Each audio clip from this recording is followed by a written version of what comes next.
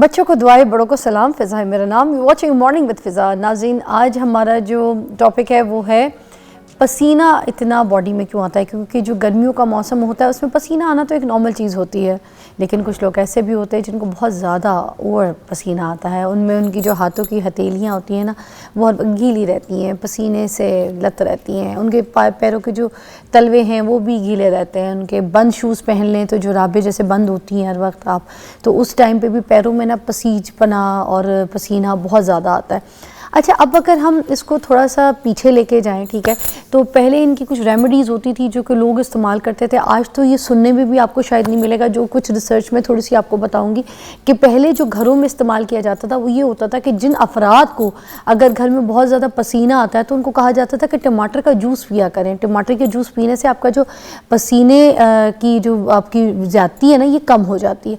मगर आज के दौर में हमें इन चीज़ों के बारे में नहीं पता, ना तो हम ये पीते ना हम इस्तेमाल करते हैं कि हमें इसकी इफादियत से, क्योंकि हम दूर भी हैं इसलिए हम इससे शिफा नहीं हासिल कर सकते। फिर अगर किसी को बहुत ज़्यादा आर्मपिट वगैरह में पसीना आता होता तो उसको कहते होते थे कि बेकिंग स्टार्च जो है, बेकिंग सोडा जो है, उसको मिक्स करके तो जो है ना आप अपने आर्मपिट में लगा लें या हाथों में हथेलियों में लगा लें, तलवों पे लगा लें और 15-20 मिनट के बाद नहा लें। तो ये वाली चीज़ें भी करने से बहुत ज़्यादा पसीना जो है शिद्दत से जो आ रहा होता है वो रुक जाता है।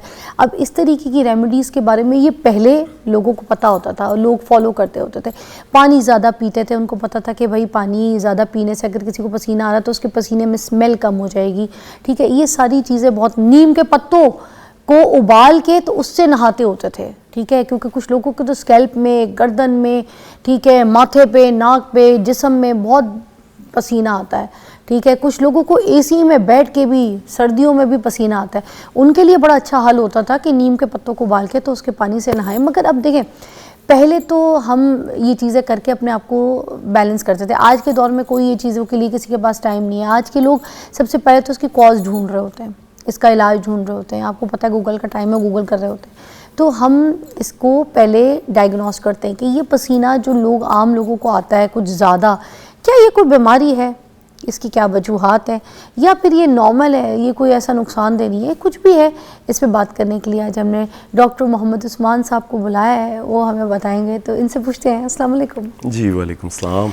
अच्छा, ये तो मैंने आपको बता दिया वो लोग जो पहले ज़माने में किया करते थे जी। मगर आज के दौर में ये इंसान को कैसे पता चलेगा कि जो मुझे इतना एक्स्ट्रा पसीना आ रहा है या मैं इसका शिकार हूँ तो ये क्यों हूँ, और क्या ये नॉर्मल है, इसको छोड़ सकते हैं ऐसे ही, can leave it like this, या फिर हमें इसको बहुत सीवियर सोचना चाहिए इसके बारे में? बिल्कुल ठीक है।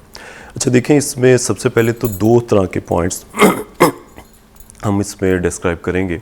आपने एक तो बात की पूरी बॉडी पे बहुत ज़्यादा पसीना आना, और दूसरी बात आपने की कि हाथों की हथेलियों पे, पाँव के तलवों पे या अंडरआर्म्स में ज़्यादा पसीना आना। मेडिकल में इन दोनों चीज़ों को दो मुख्तलिफ कैटेगरीज में रखा जाता है। अमूमन वो पेशेंट्स के जिनकी पूरी बॉडी से बहुत ज़्यादा पसीना आता है, और इवन कि आपने देखा होगा कि एयर कंडीशन में बैठे हुए हैं, या इवन कि वो सर्दियों में हैं या पहाड़ी मुकामात पे हैं, कोई टास्क, कोई एक्टिविटी नहीं परफॉर्म कर रहे, लेकिन उसके बावजूद उन्हें पसीना बहुत ज़्यादा आ रहा है, पूरी बॉडी से पसीना बहुत ज़्यादा आ रहा है। ऐसे पेशेंट्स में अमूमन उनके थायराइड ग्लैंड्स का इशू होता है, और उसके लिए थायराइड प्रोफाइल टेस्ट होते हैं 3 तरह के, T3, T4, TSH। इन मेडिकल टेस्ट्स को करवाने के बाद उसके मुताबिक उनको मेडिकेशन प्रेस्क्राइब की जाती है, और उसके बाद उनका वो पसीना रुक जाता है, बॉडी का पसीना बेहतर हो जाता है। दूसरे नंबर पे आपने बात की रेमेडीज़ की। तो बेसिकली रेमेडीज़ जो हैं, नो डाउट कि नीम के पत्तों का पानी हो गया, या फटकरी का आपने बेकिंग सोडा की बात की, तो जो रेमेडीज़ हैं नो डाउट इफ़ेक्टिव हैं, लेकिन सवाल ये उठता है कि आया कि ये इनका इफ़ेक्ट कितनी देर तक लास्ट करता है। ऑब्वियसली कि अगर आप कोई बेकिंग सोडा यूज़ कर रहे हैं अंडरआर्म्स की एक्सेसिव स्वेटिंग को कंट्रोल करने के लिए, एट दैट टाइम जब तक वो आपके अंडरआर्म्स में है तब तक वो इफेक्टिव रहेगा, लेकिन आधे से 1 घंटे के बाद वो अपना इम्पैक्ट खो देगा और आपकी कंडीशन दोबारा से रिवर्स हो जाएगी। अच्छा, मोस्टली लोग ये भी तो कहते हैं ना कि ये जो बॉडी स्प्रेज वगैरह होते हैं, अगर आप ये अंडरआर्म्स में लगाएं तो उससे स्मेल नहीं आएगी, अब ये बैक्टीरिया जो है ना ये पैदा नहीं करेगा। तो क्या ये डेली बेसिस पे लोगों को लगाने चाहिए अंडरआर्म्स पे? देखिए, बेसिकली इसमें लगा लेने में हर्ज कोई नहीं है, लेकिन एट दैट टाइम वही बात है कि जब जब जैसे आपको स्वेटिंग आने लगेगी तो दोबारा से आपकी कंडीशन रिवर्स हो जाएगी। दूसरे नंबर पे हम इसमें डिस्कस कर रहे थे कि वो पेशेंट्स या वो लोग कि जिनके हाथों की हथेलियों पे बहुत पसीना आता है, या पाँव के तलवों पे बहुत ज़्यादा पसीना आता, अमूमन ये एक जेनेटिक इशू होता है और ये आपकी फैमिली में रन कर रहा होता है, आपके दादा में, नाना में, किसी ना किसी में ये इशू रहा होता है। और अच्छा, ऐसे लोग ना किसी को हाथ मिलाते हुए बड़ा शर्मिंदा फील कर रहे होते हैं अपने आप को, उनको पता है इनके हाथ गीले हो जाएंगे। बिल्कुल ऐसा है। उसमें बेसिकली ये है कि ये सेम इशू मेरे साथ भी था। अच्छा। जी बिल्कुल, लेकिन अभी आप देख सकते हैं कि हाथ मेरे बिल्कुल ड्राई हैं। हाँ। लेकिन अलबत्ता चूंकि मैंने खुद इस चीज़ को फेस किया, मुझे याद है कि ऑलमोस्ट अपनी मेडिकल की स्टडीज़ में, यूनिवर्सिटी लाइफ में भी, कोई 2014-15 में भी मेरी कंडीशन ये होती थी कि मुझे कोई एक 2 रुमाल हाथ में पकड़ने पड़ते थे और तब जाके जो है स्वेटिंग को मैं कंट्रोल में रख पाता था। और इवन कि मेंटल इम्पैक्ट इसका ये आता है कि आप सोशल गैदरिंग्स को अवॉइड करने लग जाते हैं, आप लोगों से हाथ मिलाना छोड़ देते हैं क्योंकि आपकी खुद एतमादी इससे बहुत ज़्यादा मुतासिर हो जाती है। और इसके अलावा फिर आपका जो है मेंटल इम्पैक्ट, इसकी वजह से आप एंग्जाइटी में भी जा सकते हैं, डिप्रेशन में भी जा सकते हैं। तो इसीलिए इस टॉपिक को कन्वे करने का मेजर पर्पज़ आज यही है कि वो लोग जो इस चीज़ से मुतासिर हैं, पाकिस्तान में उन्हें अवेयर किया जाए कि वो इस चीज़ को कैसे बेहतर कर सकते हैं। ये रीज़न क्या है बिहाइंड? इसकी रीज़न सिर्फ ये जो हम स्पेसिफिक बॉडी पार्ट्स की बात कर रहे हैं, हाथों की, पाँव की और अंडर आर्म्स की, इसकी रीज़न ये अमूमन जेनेटिक होता है, ये आपकी फैमिली में रन करता है। फैमिली में कहीं ना कहीं पे ये इम्पैक्ट किसी में मौजूद होता है और वो जंप करके, कंसीडर करेंगे इसको? नहीं, इसे हम बीमारी कंसीडर नहीं करेंगे। आपकी बॉडी का एक एबनॉर्मल फंक्शन है ये, और एबनॉर्मेलिटीज़ या आप कह लें कि जितने भी जेनेटिक इश्यूज होते हैं या कंसर्न्स होते हैं, उनका आप देखें कि अमूमन कोई परमानेंट सोल्यूशन या क्योर नहीं होता।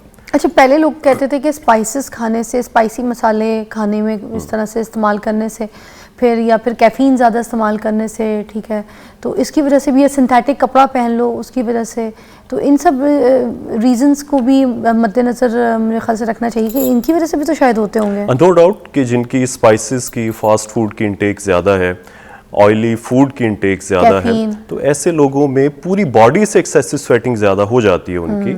और जब आपकी ये फूड या डाइट आपकी बेहतर हो जाती है तो उन कंडीशन उनकी बेहतर हो जाती है। चाय की दुकान खुली होती है, हर वक्त पीते रहते हैं, अभी एक कप खत्म नहीं, दूसरा लेके आओ, अभी पतीला उतारा है, चाय पिए, फिर दोबारा चढ़ा देंगे। जी, पागल होते हैं, कैफीन का बड़ा इस्तेमाल करते हैं, बिल्कुल ऐसे। तो ये सब है ना कॉस्ट इसकी बिल्कुल डाइट भी अपना एक मेजर रोल या इम्पैक्ट इसमें प्ले कर रही होती है। अलबत्ता वो पेशेंट्स के जिनकी हथेलियों में बहुत ज़्यादा पसीना है, उन पे डाइट का इतना इम्पैक्ट नहीं होता क्योंकि उनका ये इशू जेनेटिक होता है, और जेनेटिक होने की वजह से फिर इन्हें इश्यूज ये फेस करने को मिलते हैं कि एक तो खुद एतमादी खो बैठते हैं, जैसे कि आपने बताया, किसी से हाथ नहीं मिला पाएंगे, या इवन के गैदरिंग्स को अवॉइड करने लग जाएंगे।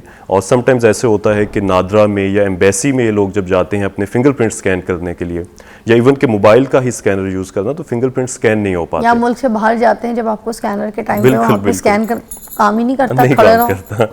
तो हमारे पास इस तरह के पेशेंट्स भी रेकमेंड किए जाते हैं, रेफ़र किए जाते हैं, जो कि बहुत यंग पेशेंट्स होते हैं, 17-18 ईयर्स ओल्ड, लेकिन ISSB में अपीयर होना होता है। वो आपको पता है कि मिलिट्री का बहुत टफ क्राइटेरिया है, तो ऐसे लोग मेडिकल में वो स्टूडेंट्स फेल हो जाते हैं क्योंकि कहते हैं आपकी स्वेटिंग की वजह से। मगर आपने तो कहा कि ये कोई बीमारी नहीं है, तो जब बीमारी नहीं है तो फिर फेल क्यों हो जाता है? देखिए, बीमारी नहीं है, ये बिल्कुल ऐसे ही है कि जब आपकी एक हाइट एक स्पेसिफिक हाइट से कम हो, आप बीमार नहीं, आप जितने मर्जी हेल्दी हो, बॉडी बिल्डर हो, लेकिन आपको रिजेक्ट कर दिया जाता है। तो हाथ का पसीना भी रख दिया उसमें। एग्जैक्टली, उसकी रीजन ये है कि देखें आगे जाके आपने वेपन्स को हैंडल करना है, मशीनरी को हैंडल करना है, तो आप नहीं कर पाएंगे। तो ये उसकी रीजन बनती है। एक ब्रेक लेनी है, तो फिर उसके बाद हमने इसके सोल्यूशन के ऊपर बात करनी है, ठीक है?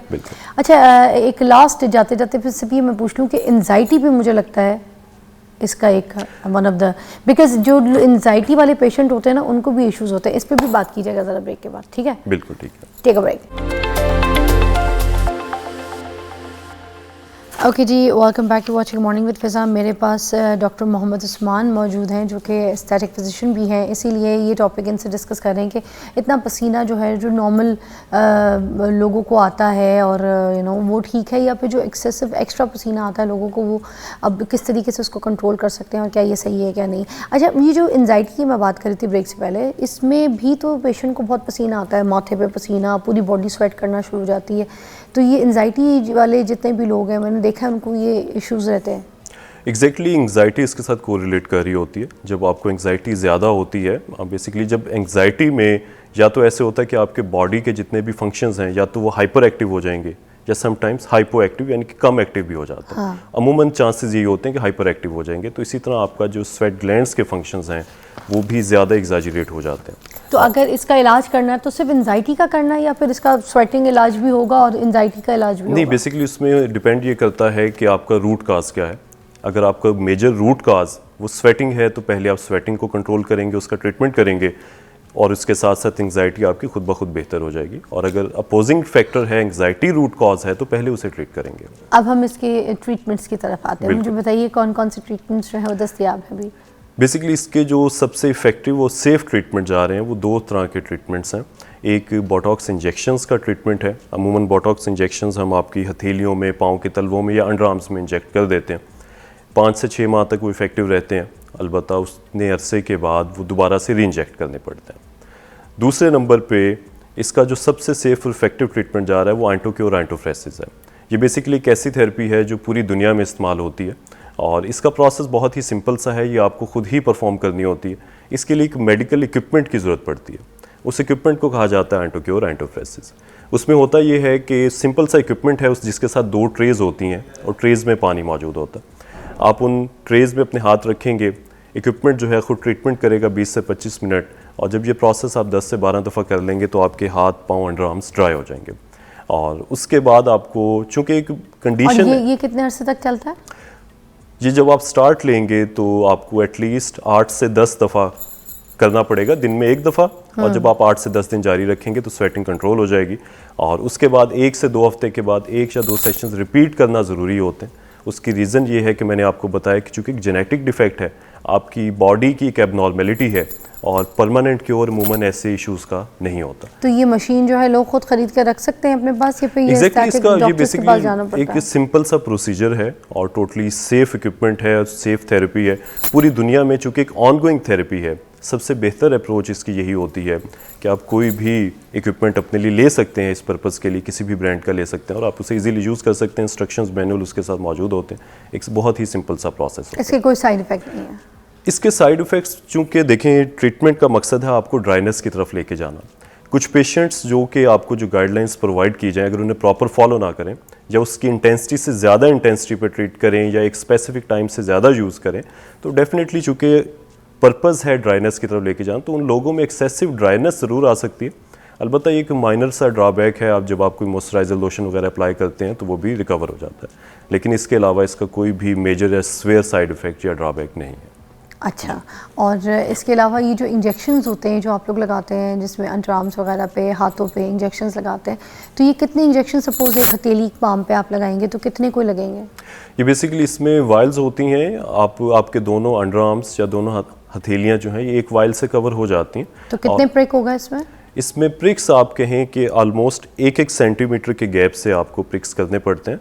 तो ऑलमोस्ट आप कह लें कि दोनों हथेलियों पे कोई 50 से 70 प्रिक्स। तो नम क्रीम लगाते हैं आप लोग या इस प्रिक का पता नहीं चलता? ये पेनफुल है या विदाउट? नहीं, ये बेसिकली आप कहें कि इंसुलिन सिरिंज से लगाए जाते हैं। उसकी नीडल बहुत बारीक होती है और बहुत सुपरफिशियल इंजेक्शंस होते हैं, तो अमूमन पेशेंट्स को इतना बॉदर नहीं करते। और इसके कोई साइड इफेक्ट्स होते हैं? डेफिनेटली इसके साइड इफ़ेक्ट्स ज़्यादा हैं। उसकी रीज़न ये है, हाँ बिल्कुल, इसकी रीज़न ये है कि चूँकि केमिकल हैं, इंजेक्शंस हैं। बोटॉक्स सेम वही इंजेक्शन है जो आप रिंकल्स को ख़त्म करने के लिए फोरहेड पे या अराउंड द आइज़ आप लगवाते हैं। और चूँकि इसका मकसद ये होता है कि आपकी मसल्स की एक्टिविटी को ये हिंडर करेगा, रोकेगा। तो सेम आपके पसीने को तो ये रोक रहा है, लेकिन जब आप हथेलियों पे लगाएंगे समटाइम्स ये ज़रूर हो सकता है कि आपकी हथेलियाँ नम हो जाएं 1 से 2 हफ्ते के लिए, या आपकी ग्रिप वो थोड़ी सी वीक हो जाए। तो इसीलिए हमारे पास जो पेशेंट्स आते हैं हम उन्हें फर्स्ट प्रायोरिटी पे रखते हैं कि आप एंटोक्योर एंटोफ्रेसिस थेरेपी की तरफ जाइए। उसकी रीज़न ये है कि सेफ्टी वाइज बहुत बेहतर है, इफ़ेक्टिवनेस तो उसकी है ही है, लेकिन उसमें आपको ना तो किसी किस्म की कोई नीडल की प्रिक्स होंगी, ना किसी किस्म की कोई पेन होगी, और जब तक आप अपना ट्रीटमेंट जारी रखेंगे तो उसके रिजल्ट्स भी लॉन्ग लास्टिंग रहेंगे। अच्छा, और अगर इसको छोड़ देते हैं तो फिर ये वापस, इसका ये कोई नहीं है कि सेटिंग्स हो रही हैं इसकी 6 महीने के बाद एक सेट और इसकी सेटिंग की है तो फिर ये ठीक हो जाए, ऐसा कोई सिस्टम नहीं, ये कराते रहना है तो चलते रहना। हाँ बिल्कुल ऐसे, एस्थेटिक्स में सारा कुछ यही है। बिल्कुल ऐसे, जेनेटिक इशू है तो फिर आपको ट्रीटमेंट जारी रखना पड़ेगा। इसलिए बेहतर अप्रोच यही है पूरी दुनिया में कि पेशेंट्स किसी भी ब्रांड का एंटोफ्रेसिस इक्विपमेंट ले लेते हैं अपने यूज़ के लिए। इक्विपमेंट्स आपके लिए मल्टीपल 20 ईयर्स तक इफेक्टिव रहता है। अच्छा, चेहरे का जो पसीना है, जैसे माथे पे बहुत पसीना आ जाता है कुछ लोगों को, नाक पे तो तेल के पकौड़े चले जा सकते हैं, इतना तेल होता है, तो ये जो तेल वाला पसीना है पूरे मुंह पे चमक रहा होता है, शाइन कर रहा होता है, इसका क्या करना है, ये कैसे ठीक होता है? देखिए, ये भी हाइपरहाइड्रोसिस की ही कैटेगरी में आता है। जिस तरह हमने पहले 3 बॉडी मूंछों के ऊपर, जी जी, है ना, और कुछ लोगों के जैसे लड़कियां जिनके मूंछें ही नहीं है तो अपर लिप पे बहुत आता है। बिल्कुल ऐसे। एक उसकी रीज़न ये भी बनती है कि उन लोगों में जो आपका मेटाबॉलिक रिएक्शन रेट है वो ज़्यादा एग्जैजरेटेड होता है, ज़्यादा फास्ट होता है, और अमूमन ये लोग जब खाना वगैरह खा रहे होते हैं तो उस वक्त उन्हें फेस पे स्वेटिंग मज़ीद स्टार्ट हो जाती है। खाने के टाइम पे क्यों? उसकी रीज़न ये बनती है कि आपके मसल्स एक्टिव हो रहे हैं, आप मूवमेंट्स कर रहे हैं, तो वो उसकी वजह से, उस टेंशन की वजह से वहाँ पे स्वेटिंग इंक्रीज़ हो जाती है। और अमूमन इसका ट्रीटमेंट भी फिर बोटॉक्स की हेल्प से किया जाता है, जो आपके फेस के जो एरियाज टारगेट किए जाते हैं। तो ये बोटॉक्स जो है ये रोक देता है स्वेटिंग फेस की? एग्जैक्टली हाँ जी, ऑलमोस्ट 5 to 6 मंथ्स तक, मैक्सिमम 6 मंथ्स तक इफेक्टिव रहता है। यही वाला बोटॉक्स जो आप लोग हाथ में लगाते हैं? हाँ एग्जैक्टली। या दूसरा वाला जो मसल रिलैक्सिंग के लिए लगाते हैं? बोटॉक्स एक ही है, वो चाहे आप मसल रिलैक्सिंग के लिए यूज़ कर लें, रिंकल्स के लिए यूज़ कर लें, मेडिसिन एक ही है, स्वेट कंट्रोल, एग्जैक्टली उसका जो पीछे फार्मूला है, जो चीज़ या जो वाइल्स यूज़ हो रही हैं वो सेम प्रोडक्ट। ये हाथ में भी जो आप लगा रहे थे वही बोटॉक्स है जो मसल रिलैक्सिंग के लिए लगाते हैं? बेसिकली बोटॉक्स के जो है ना वो मल्टीपल फंक्शंस हैं, तो वो जो जिस पर्पस के लिए हमें चाहिए होता है उसके लिए इंजेक्ट कर दिया जाता है। तो इसीलिए हम हाथों पे रिकमेंड करते हैं कि आप बोटॉक्स की बजाय आप आइंटोक्योर इंटरफेसिस थेरेपी की तरफ जाइए, क्योंकि उसके रिजल्ट्स जो हैं यहाँ पे बेहतर रह जाएंगे। और जो आपके फेस है, फेस के लिए हम अमूमन रिकमेंड करते हैं कि आप बोटॉक्स की तरफ चले जाएँ, क्योंकि फेस पे ये ट्रीटमेंट करना, आइंटोफेसिस का ट्रीटमेंट कदरे मुश्किल है। आप फेस पे मास्क लगाएंगे, 15 से 20 मिनट रखेंगे तो वो थोड़ा सा जो है ना पेशेंट्स उसमें हेजिटेट करते हैं, तो फेस के लिए बोटॉक्स बेहतर रहता है। थैंक यू सो मच, बहुत बहुत शुक्रिया, अच्छी इन्फॉर्मेशन दी आपने हमें। जिन लोगों को पसीने का मसला है, जिनको बहुत ज़्यादा स्वेटिंग इश्यूज़ चल रहे हैं, वो अपने 2 तरीके से इलाज करवा सकते हैं। कुछ तो मैंने आपको हर्बल कुछ ऐसे ख़ानदानी नुस्खे भी बता दिए थे साथ साथ, और कुछ डॉक्टर साहब ने यहाँ पर लेटेस्ट टेक्निक्स जो है वो बताई हैं आपके सामने, तो उन लेटेस्ट टेक्निक्स को भी यूज़ करके आप अपना पसीना जो है रोक सकते हैं। ठीक है जी, एक ब्रेक के बाद मिलते हैं।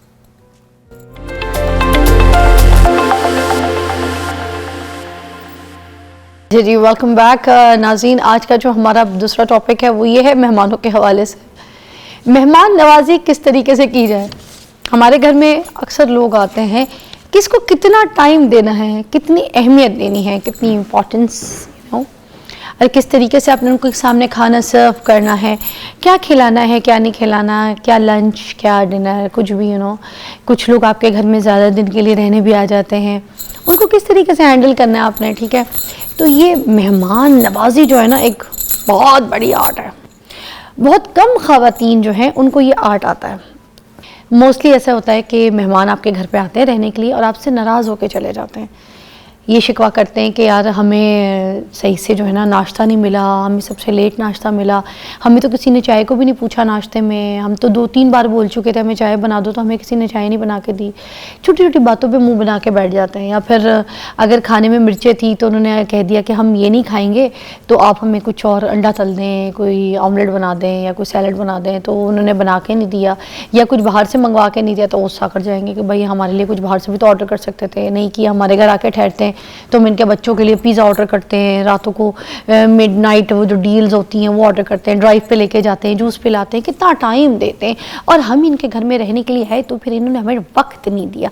सही बात है, वैसे वक्त जो है आज के दौर की दौलत है, अगर आप किसी को भी दे दें तो ये आपकी मुखलिसी है, आपका प्यार है, आपकी दौलत है, यही सब कुछ है। तो मेहमान जब आए उसके साथ बैठे हैं, ज़रा टाइम दें, सबसे पहले उसको टाइम चाहिए। जब आपका टाइम और कंपनी उसको मिल जाए, मुझे लगता है ये छोटी छोटी चीज़ें जो है ना अहमियत नहीं रखती, मगर हम इन चीज़ों पर लड़ रहे हैं। तो अब इसके ऊपर हम बात करेंगे आज। ठीक है हमारे पास ज़रा एक ऐसी फील्ड से जो कि हैं तो डर्मेटोलॉजिस्ट, मगर अल्लाह ताला ने उनको इन सारे जो है ना काम से नवाजा है कि she have that talent as well, कि वो ये हमें अच्छी तरीके से एलैबोरेट कर सकेंगी कि जब हमारे घर में कोई भी गेस्ट रहने के लिए आ गया है, कोई भी मेहमान आ गए, रिश्तेदार आ गए, तो अब हमने उनको किस तरीके से झेलना है या बाई से रहमत समझना है, और अगर हमने डील करना है तो कैसे। Let's talk. अरीज जी ऐसी है डॉक्टर साहिबा। You are looking amazingly pretty, oh my God. Thank you. यही होना चाहिए जब कोई मेहमान आए तो उसके साथ बैठ के थोड़ा उसको तारीफ भी कर देना चाहिए, और वाकई हाँ। झूठी नहीं, दिल से कर दो यार, क्या चला जाता है। नहीं, वैसे मेरे ख्याल में तारीफ करने में तो बिल्कुल ही कुछ नहीं जाता, चाहे आप हाँ। झूठी करें चाहे सच्ची करें। वैसे भी तारीफ हाँ। उस खुदा की जिसने हमें हाँ, बनाया, बिल्कुल। कर तो दो अगर तारीफ। कोई छोटी सी किसी चीज से खुश हो जाता है तो क्या मसला है। हाँ यार, मेरा खुशी, नहीं ख्याल। खुशी, हाँ, हाँ। खुशी बांटनी चाहिए in any खुशी case। बांटनी चाहिए, हाँ। हाँ, एक होता है कि बांटनी भी चाहिए और कुछ होता है कि आप थोड़ी लेते भी रहे। बस हाँ। कुछ लोग तो होते हैं ना, बताओ जो ना, कभी खुश नहीं होते। हाँ, कब जाना, कब है, कब घर डिस्टर्ब हो रहा होगा ना सब कुछ, कब चली जाओगी, मतलब नहीं वैसे हमारा दिल तो नहीं कर रहा, मगर फिर भी वैसे जी कब जाना है? अच्छा, मैं तो सोच रही थी घर वालों को इधर ही बुला लूं। क्यों? नहीं, वो मुझे लग रहा था मुझे मिस कर रहे होंगे, तो आई थॉट कि उनको भी इधर ही बुला लूं, तो अच्छा, आपके मैं साथ भी तो- कंपनी हो जाएगी। और हाँ, मगर पता है, मैं कहीं चली जाऊँ ना तो मेरे साथ बड़ा मसला होता है, मैं अपना बेड बहुत मिस करती हूँ। तुम्हारे साथ भी यही होता है ना? नहीं, मैं हर जगह बहुत आराम से एडजस्ट कर लेती हूँ। मेरा ब्रॉटअप ऐसे ही हुआ है कि जहाँ पर भी आप, मुझे हर जगह नींद आ जाती है, मेरा कोई इशू नहीं है। अच्छा, मुझे मैं आपके बेड पे भी सो सकती हूँ। मेरे बेड पे भी सो, मगर मेरे बेड पे ना, अच्छा वो मेरे बेड पे मेरी बेटी सोती है ना, वो मैं उनके, आप दोनों के बीच में भी सो सकती हूँ। वो तो एंटी क्लॉकवाइज सोती है, 2-3 ठुड्डा वो साथ-साथ घूमती रहो। साथ घूमती रहोगी, इतना वेलापन, इतनी वेली, मगर वो बड़े टैलेंट होना ठुड्डे मारती है चाहिए, यार। टैलेंट होना चाहिए। सोने के लिए भी टैलेंट चाहिए होता है यार, ठुड्डे मारेगी वो, अजीब तरीके से सोती है। अच्छा, हाँ, और रात को उल्टी भी कर देती है। कोई बात नहीं, इससे क्या होता है, ये नॉर्मल है। हम डॉक्टर्स के लिए उल्टी वगैरह क्या मतलब, कोई मायने नहीं रखती। अच्छा, हाँ, इससे क्या है। यार तुम बड़ा दिल है तुम्हारा, वैसे बड़ी बात है यार, अपने बच्चों के अलावा भी दूसरे बच्चों से प्यार करती है। बच्चे, सारे बच्चे एक जैसे होते हैं। तो अपने बच्चों के साथ क्यों नहीं सोती हो? उनके साथ मैं चाहती हूँ उनसे और लोग प्यार करें। ओके, गुड उनको मैं, आइडिया। और देखिए बॉन्ड बनने चाहिए ना। हाँ। मेरे साथ तो उनका ऑलरेडी है, ठीक है, अब मेरा आपके बच्चे के साथ बॉन्ड बनेगा, मेरे बच्चों के साथ आप बॉन्ड बना लें, आप उनके साथ सो जाए। हाय, सही कितनी कैसा है ना, मैं प्यार तुम्हारे- मोहब्बत बटेगी। मगर मैं तुम्हारे घर जाके सो नहीं सकती, वो दूर पड़ेगा मेरे ऑफिस से ना, इसीलिए। इसीलिए तो मैं आ रही हूँ। हाँ, इसीलिए तो तुम्हारा क्लिनिक भी तो दूर है ना मेरे घर से, कोई बहुत बात नहीं। मुश्किल भी हो रही है ना रेस्ट तो लेनी चाहिए ना, जिंदगी में अच्छा। रेस्ट जरूरी होती है। अच्छा, ये जो तुमने जोड़ा लिया है ना, ये मुझे तुमने वापस करना है, वो मेरे है किसी पीआर का है, मुझे वापस करना है ये। लेकिन आपने तो मुझे कहा था कि ये मैंने गिफ्ट किया है। वो तो मैंने तो अपने सारे ससुराल में बता दिया। भूल गया था, एक जैसे कलर के लेकिन दो अब मैं उन्हें कैसे कहूंगी। अच्छा। कोई बात नहीं, आपको तो और मिल जाएंगे, इससे क्या है। चलो, आप तो पेमेंट कर दीजिएगा। हाँ, अच्छा आज मैंने जाना है शॉपिंग पे, तुमने भी मुझे एक दिला के देना है। अच्छा, और कार्ड मुझे लग रहा है मैं घर भूल आई। मेरा ख्याल है कार्ड घर रह गया। यार ये इसीलिए बंदे रिश्तेदारों से वो वीडियो देखी है तुमने, रिश्तेदारों का जहाँ नाम आए मुझे पसंद ही नहीं, जहाँ पे कोई रिश्तेदार का नाम आए मुझे पसंद ही नहीं। वो देखिए कितनी वायरल चल रही है, इसी वजह से चली यार। ये मैंने देखा, ये गिव एंड टेक है इसका मतलब। हाँ, मैंने अभी definitely। आपसे बात करके इस बात का अंदाजा लगाया है, it's a give and take. Definitely। तो ये जो मेहमान भी, जैसे अभी आप मुझे तंग कर रही थी मेरे घर घुस के, तो आप मेरे बिस्तर तक पे यार ये जो मेहमान भी इरिटेट करते हैं ना, अलमारी से कपड़े निकाल लेना, बिना पूछे फ्रिज खोल के 10 बार उन। अच्छा, सबसे ज्यादा गुस्सा ये कि अगर कोई मेहमान आ जाता है रहने के लिए, उनके बच्चे जितनी बार फ्रिज खोलते हैं ना, और आधा खुला भी छोड़ देते हैं। अच्छा, मेरे साथ उल्टा है, जब मेरे घर में आप मेहमान आते हैं ना, मेरे अपने बच्चे पागल हो जाते हैं। अच्छा, अपने, हाँ मेरे कुछ नहीं सुनते। हाँ। और वो हरकत करते हैं कि इंसान कहते अच्छा मेरे बच्चे ये हरकत करता है। हाँ। मतलब वो तो बेचारे कुछ करें या ना करें, वो तो बात की बात है ना। हाँ। अब जब आपके अपने बच्चे शुरू हो गए हैं तो आप किसी को क्या कहेंगे। अपने बच्चे साथ क्यों देते हैं? साथ वो तो मेरे ख्याल सारे रास्ते दिखाते हैं, यही बताते हैं ये चीज वहां है, वो चीज वहां है। अच्छा, जूस के डब्बे खाली, जानबूझ के जो आपने चीज छुपाई होगी ना वो ढूंढ मामा, और सामने मेहमान के वो जो पड़ा हुआ है वो हम ले लें। हाँ, देखो खास तौर पे बच्चों को बताते हैं ये कपड़ा हमने फलानी घर जाना है, उसकी बर्थडे पे, तुम्हारी किसी इनॉग्रेशन में ये पहनना है, जानबूझ के उसी दिन पहन लेंगे, उसको पहना देंगे। भाई क्यों, जब तुम्हें नहीं पहनाया तुम्हारी माँ ने, तुमने उन बच्चों को पहना दिया। वाकई ये बच्चे जो है ना, जब बच्चे खास तौर पे हो जाते हैं, एक बच्चे दूसरे आपके जो मुलाजिम होते हैं। अच्छा, मेरा तो खैर ना अभी कुछ दिन पहले गेस्ट आए, तो मेरा कुक मुझे कहता है पाजी आप मेरे से पूछ तो लेती, मेरा तो रेस्ट का मूड था, मैं खाना बनाना भी चाह रहा था कि नहीं। मैंने एकदम जाके अपने हस्बैंड का, मैंने कहा ये तो मेरे जहन में नहीं है ये भी करना। मतलब मैंने इससे पहले परमिशन लेनी थी कि मेहमान आ जाए या नहीं है, तुम्हारी तबीयत ठीक है, तुम्हारा मिजाज ठीक है, वो आ सकते हैं, तुम इस पोजीशन में हो के कुछ बना लोगे। मतलब बच्चों ने फ्राइज का कहता है मैं रेस्ट कर रहा हूँ, है ये मेरे रेस्ट का टाइम है। मैंने कहा ऐसा होना चाहिए बंदा। अच्छा, मेरे घर में डिफरेंट है। मेरे घर में कुछ, अब हर घर की अपनी सिचुएशन, हाँ। आपकी ऐसी है। मेरे घर का जो स्टाफ है ना, अगर मेरे घर कोई मेहमान आ जाए वो उन्हीं का हो जाता है। तो मुझे ऐसा लगता है मैं उनके स्टाफ से अपनी को रिक्वेस्ट करने लगी हूँ कि एक चाय मुझे भी मिल जाएगी। मुझे उन्हीं के आले दवाले घूमते रहेंगे, उन्हीं के आले दवाले। मुझे बड़ा गुस्सा चढ़ता है भाई। मैं कहती हूँ कि तुम्हें को टिपशिप मैं ही तनख्वाह देती हूँ भाई, इधर भी आ जाओ। अच्छा, मैं खैर मेहमानों के साथ मैं बहुत खुश रहती हूँ। एक तो खैर मेरी तो अपने ससुराल वालों के साथ बहुत ज्यादा बनती है। हाँ। मैं उन चंद अजीब मखलूकात में से हूँ जिनकी सबसे ज्यादा अपनी ससुराल वालों के साथ, यानी मेरे घर में ईद तब होती है जब मेरी नंदे या मेरे देवर आ जाएं। अरे वाह, मतलब वो मेरे लिए बेस्ट डेज होते हैं। मेरे बच्चे तो खैर जो एंजॉय करते हैं सो करते हैं, मतलब हमारी लिटरली ऐसा होता है क्योंकि उनकी फूफो के साथ उनकी इतनी बनती है, तो मुझे होता है कि मुझे थोड़ा टाइम मिलता है, मैंने बातें करनी है, वो अपनी तरफ मुंह खींच रहे होते हैं कि मेरी बातें सुने। हमारी लिटरली ऐसे लड़ाइयाँ हो रही होती हैं। और मतलब मेरे हस्बैंड सबसे ज्यादा उस बेचारे मासूम होते हैं। हाँ। उनको बिल्कुल कोई मुंह नहीं लगा रहा होता उस दौरान। उनको आप बैठे हुए भी सामने कह रहे थे हुआ यू, ये वो सिचुएशन हो असल में जाती होता है। ये कि हमने उनकी चुगलियां करनी होती है, और बाज़ हम इतने जज्बाती हुए होते हैं कि पीछे खड़े होते हैं, हमें पता ही नहीं होता। अच्छा, वो भी इतने आदी हो गए, अब वो भी चुप करके गुजर जाते हैं, उन्हें पता नहीं लगी हुई है। अच्छा अली, एक ब्रेक लेंगे। ब्रेक के बाद हमने आपसे ये पूछना है कि वो मेहमान जो बिन बुलाए आ जाते हैं और ख़ास तौर पे लेट नाइट आ जाते हैं, उस पर बात करेंगे ब्रेक के बाद। Welcome back. मेहमानों के ऊपर बात कर रहे हैं जो बाइस रहमत भी होते हैं और कुछ बाइस ज़हमत भी बन जाते हैं। तो हम उन मेहमानों के लिए बात कर रहे हैं और आपको कुछ समझाने की कोशिश करें कि अगर आप किसी के घर पे जाएं तो आप अपना टाइम पीरियड चीज़ें, कभी कभी आपको इतना मज़ा आ रहा होता है आप उठते ही नहीं है। अब उस घर में कोई ऐसे बीमार भी होते हैं, कोई बुज़ुर्ग भी होते हैं, हम ये ख्याल नहीं करते कि भाई अगर ये बीमार है, इनकी दवाई का टाइम होगा, इनको सोना होगा, इनके घर में शोर मचाया हुआ है, इनको हमने बैठक लगा के हम बैठ गए, इनकी अपनी रूटीन है, इनके बच्चों को सुबह स्कूल जाना है। ख़ास तौर पे देख लीजिए जिनके छोटे बच्चे हैं, जिनको स्कूल जाना है, जिनकी वाइफ भी और मियाँ भी अगर जॉब करते हैं, तो आप उनके घर में मिलने जाएँ तो आपकी टाइमिंग थोड़ी अप्रोप्रिएट हो। और अगर आप उठने की जो टाइमिंग है ना वो भी अप्रोप्रिएट हो। ये नहीं कि आप रात के 1:30 बजे उठ रहे हैं और उनकी बेचारी की ज़िंदगी ख़राब करके उनकी नींद, क्योंकि आपने जब उठना है तो उन्हें पांडे शांडे धोने, 1 बजे आप उठेंगे तो फिर वो पांडे धोते, सफाई करते, चीज़ें समेटते समूटते तो उनको तो 3 बज जाने, पर वो सुबह क्या काम पे जाएंगे, ये ज़रा ध्यान रखा करें। इसलिए बाइस ज़हमत बन जाते हैं कुछ लोग, वो लोग जो बिन बुलाए आते हैं और आपके घर में आके ढाबा बोल देते हैं और रहना शुरू कर देते हैं। उन मेहमानों के लिए क्या कहेंगे, आते भी लेट टाइम पे? अच्छा खैर, मैं क्योंकि ज़ाहिर अपने काम के ऊपर होती हूँ तो इस तरह की कोई जरूरत करता नहीं है। उन्हें पता है कि हाँ मतलब होंगी नहीं है उस तरह।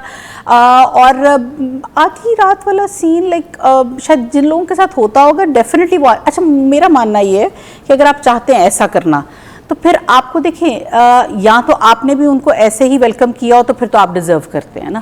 दिस इज़ ऑल अबाउट कि आपने जो देना है वो वापस लेना है, ठीक है।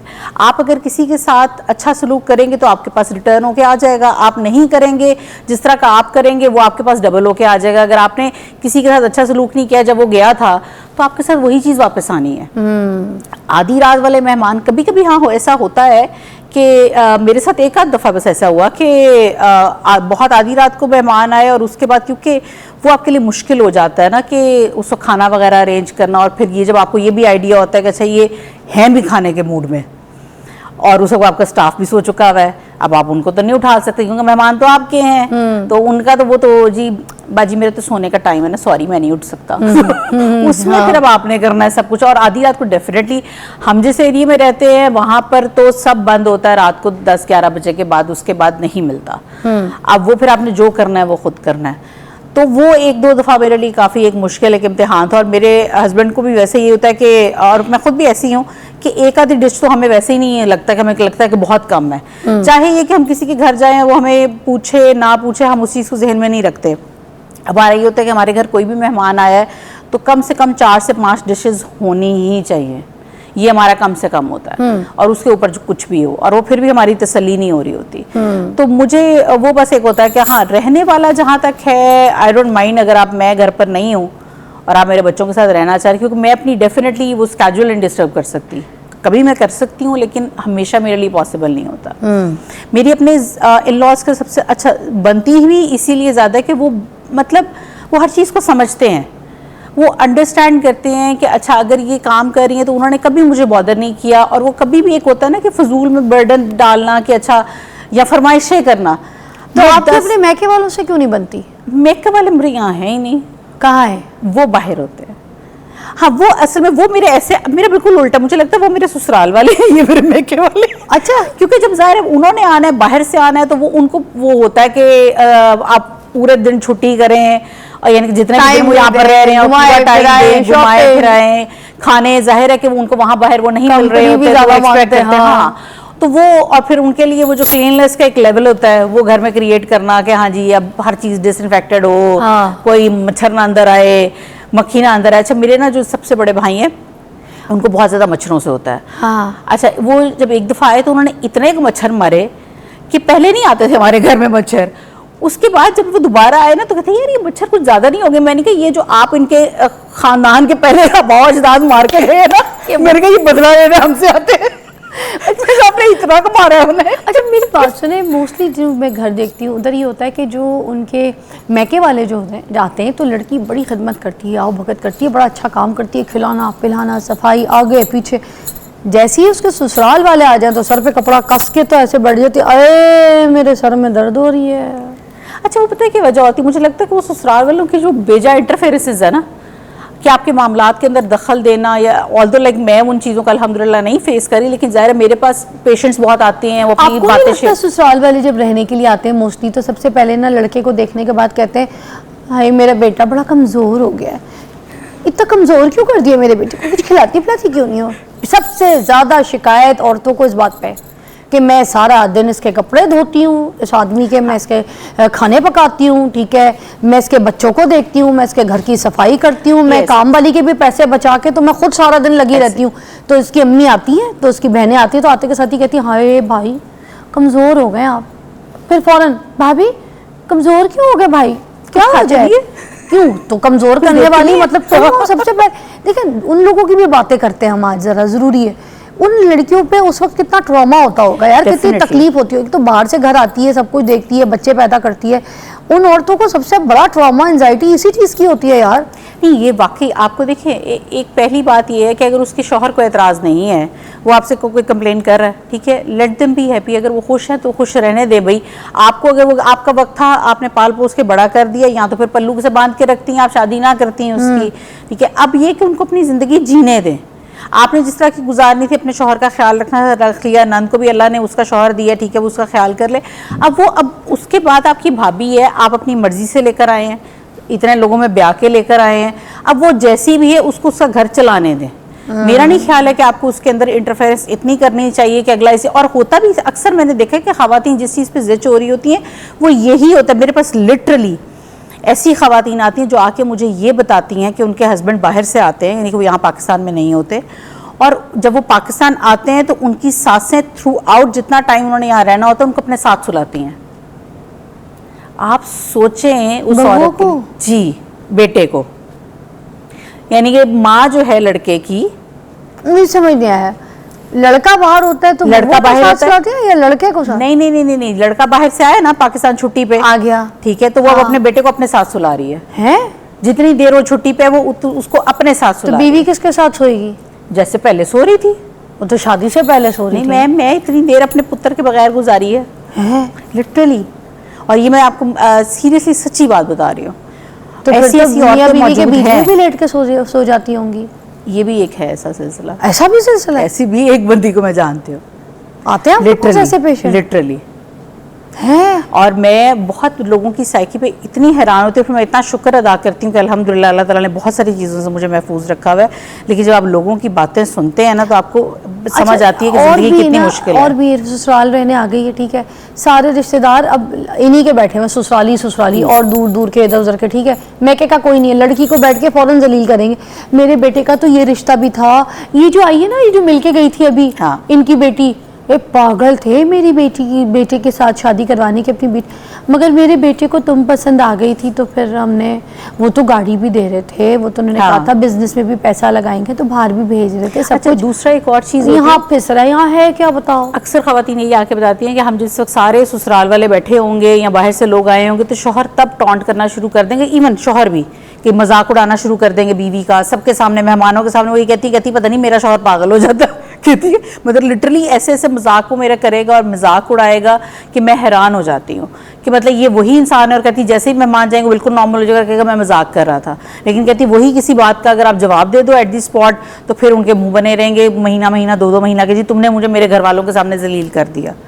तो आप देखिए हर बंदे की इज्जत है, आप उसकी रखेंगे तो वो आपकी रखेगा, अगर आप उसकी नहीं रखेंगे तो वो आपकी क्यों रखेगा। बेशक, बहुत बहुत शुक्रिया रीज, बड़े अच्छे टॉपिक को आज हमने थोड़ा सा एक्ट करके, ड्रामा करके भी, और ये स्पॉन्टेनियस था जो हमने यहाँ पे परफॉर्म किया। और मुझे लगता है इससे भी आपको बहुत लर्निंग एक लेसन मिल गया होगा कि किस तरीके से आप अपने मेहमानों को डील करें और उनके साथ कैसा सलूक करें। बस खुदारा मैं ये कहूँगी कि रिश्ते कायम रहें, और ये जो रिश्ते हैं जिनसे ख़त्म नहीं की जा सकती, वो जो कता ताल्लुक़ नहीं हो सकता, तो उनके साथ बिगाड़े भी मत, मगर यही है कि थोड़ा सा रखें। Take away.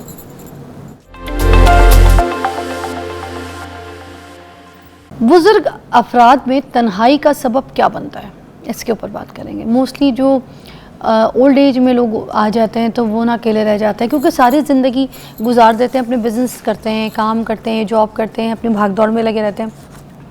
एंड में जब रिटायर्ड हो जाते हैं, बच्चों को अपनी जायदादें जो है ना उनके नाम कर देते हैं, ठीक है, सब कुछ फ्री हो जाते हैं। अब देखिए एक लाइफ जो पीछे उनकी गुजरती है उसमें वो सिर्फ काम कर रहे होते हैं, उनका जो सर्कल है वो काम की आदत लग जाती है, ऑफिस में दोस्त बने होते हैं, ठीक है, और उठना बैठना आपका टाइम जो है वो इजीली इसी तरह से गुजर रहा होता है।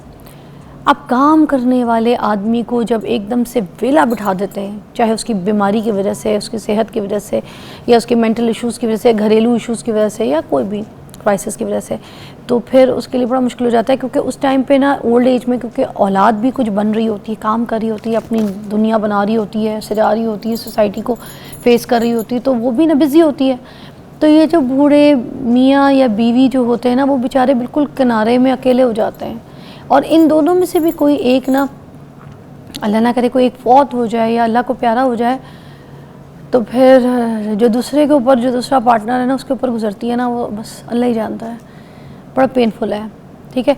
मैं आपको एग्जांपल देती हूँ। एक मेरे बहुत जानने वाले हैं, बहुत प्यारे, मैं just like my father, you know, मैं उनको हमेशा ही कहती हूँ। यहाँ पे हमारे लाहौर में होते, जब हम लाहौर शिफ्ट भी हुए थे मेरी शादी के बाद, तो उन्होंने हमें पूरे लाहौर में इंट्रोड्यूस करवाया था, सोशल सर्कल इंट्रोड्यूस करवाया, उठना बैठना सब कुछ सबसे मिलवाया। तो मैं कल काफ़ी टाइम के बाद उनसे मिलने के लिए गई, और मैंने कल उनको देखा कि जो इतने एक्टिव थे, सुपर एक्टिव थे, जिन्होंने हमें पूरे लाहौर में इंट्रोड्यूस करवाया था, मुझे और मेरे हस्बैंड को।